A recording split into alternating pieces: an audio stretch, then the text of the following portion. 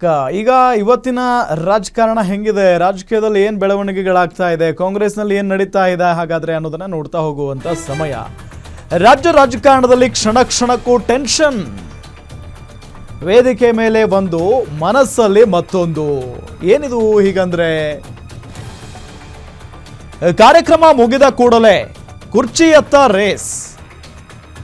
ಸಂಜೆ ಖರ್ಗೆಯನ್ನ ಭೇಟಿ ಮಾಡಲಿದ್ದಾರೆ ಸಿಎಂ ಸಿದ್ದರಾಮಯ್ಯನವರು.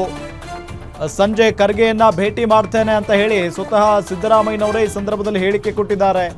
ಕಾರ್ಯಕ್ರಮದಲ್ಲಿ ಖರ್ಗೆ ಭೇಟಿ ಬಗ್ಗೆ ಖಚಿತಪಡಿಸಿದ್ದಾರೆ ಮುಖ್ಯಮಂತ್ರಿಗಳು. ಹಿಂದೆ ಭೇಟಿ ಮಾಡಿ ಖರ್ಗೆ ಜೊತೆಗೆ ಮಾತಾಡ್ತೇನೆ. ಮತ್ಸ್ಯ ಕಾರ್ಯಕ್ರಮದ ನಂತರ ಸಿಎಂ ಸಿದ್ದರಾಮಯ್ಯ ಹೇಳಿಕೆಯನ್ನ ಕೊಟ್ಟಿರೋದು. ಇನ್ನೊಂದೆಡೆ ಮಾಧ್ಯಮಗಳಿಗೆ ಪ್ರತಿಕ್ರಿಯೆ ಕೊಡದೆ ಡಿಕೆ ಶಿವಕುಮಾರ್ ಅಲ್ಲಿಂದ ಹೊರಟಿದ್ದಾರೆ. ಸೊ ಟೆನ್ಷನ್ ಎಷ್ಟರ ಮಟ್ಟಿಗೆ ಇರಬಹುದು ನೋಡಿ. ಯಾವುದೇ ಫಂಕ್ಷನ್ ಹೋಗಲಿ, ಯಾವುದೇ ಕಾರ್ಯಕ್ರಮಗಳಿಗೆ ಹೋಗಲಿ, ಅಲ್ಲಿ ಡಿ ಕೆ ಶಿವಕುಮಾರ್ ಅವರು ಇರ್ತಾರೆ ಅಂದಾಗ ಅವರು ಮಾಧ್ಯಮಗಳ ಜೊತೆಗೆ ಮಾತಾಡಿನೇ ಹೋಗ್ತಾರೆ. ಸೊ ಈ ಸಂದರ್ಭದಲ್ಲಿ ಯಾಕೋ ಮಾತಾಡಿಲ್ಲ. ಮತ್ತೊಂದು ಕಡೆ ಸಿಎಂ ಸಿದ್ದರಾಮಯ್ಯನವರು ಹೇಳ್ತಾರೆ, ನಾನು ಇವತ್ತು ಸಂಜೆ ಖರ್ಗೆ ಅವರನ್ನ ಭೇಟಿ ಮಾಡ್ತೇನೆ, ಮಾತಾಡ್ತೇನೆ ಅಂತ ಹೇಳಿ. ಮತ್ಸ್ಯ ಕಾರ್ಯಕ್ರಮದಲ್ಲಿ ಸಿಎಂ ಸಿದ್ದರಾಮಯ್ಯನವರು ಮತ್ತು ಸಿಎಂ ಡಿ ಕೆ ಶಿವಕುಮಾರ್ ಅವರು ಇಬ್ರು ಕೂಡ ಭಾಗಿಯಾಗಿದ್ರು. ಅದಾದ ನಂತರ ಸಿಎಂ ಈ ರೀತಿಯಾದಂತ ಹೇಳಿಕೆ ಕೊಟ್ಟಿರೋದು. ಮಾಧ್ಯಮ ಮಿತ್ರರಿಗೆ ಎಲ್ಲರಿಗೂ ಸಹ ಮತ್ಸ್ಯ ಮೇಳ ಸಮ್ಮುಖದಲ್ಲಿ ಭೇಟಿ ಆಗ್ತೀರಾ ಸರ್?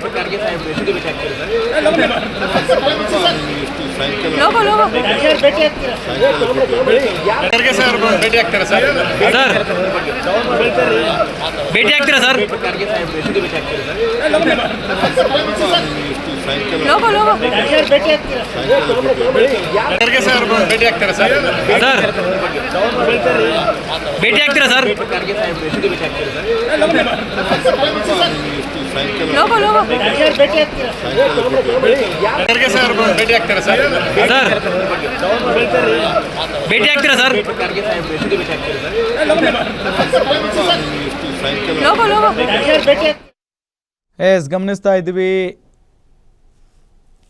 ಸಿಎಂ ಸಿದ್ದರಾಮಯ್ಯನವರು ಮತ್ತು ಸಿಎಂ ಡಿ ಕೆ ಶಿವಕುಮಾರ್ ಅವರು ಮತ್ಸ್ಯ ಮೇಳದಲ್ಲಿ ಭಾಗಿಯಾಗಿದ್ದರು. ಈ ಕಾರ್ಯಕ್ರಮ ಮುಗಿದ ನಂತರ ಸಿಎಂ ಸಿದ್ದರಾಮಯ್ಯನವರು ಈ ರೀತಿಯಾದಂಥ ಹೇಳಿಕೆಯನ್ನು ಕೊಟ್ಟಿದ್ದಾರೆ.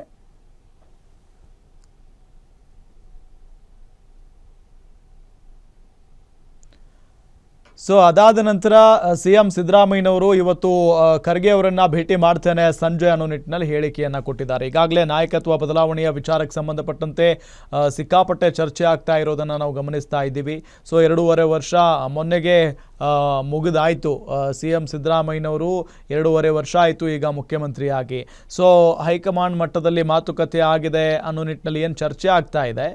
2.5 ವರ್ಷಗಳ ಕಾಲ ಸಿಎಂ ಆಗಿ ಸಿದ್ದರಾಮಯ್ಯನವರು, ಇನ್ನುಳಿದಂತೆ 2.5 ವರ್ಷ ಸಿಎಂ ಆಗಿರುವಂಥ ಡಿ ಕೆ ಶಿವಕುಮಾರ್ ಸಿಎಂ ಆಗಬೇಕು ಅನ್ನೋ ನಿಟ್ಟಿನಲ್ಲಿ ಆ ಬಗ್ಗೆ ಬಹಳಷ್ಟು ಚರ್ಚೆ ಆಗ್ತಾ ಇದೆ.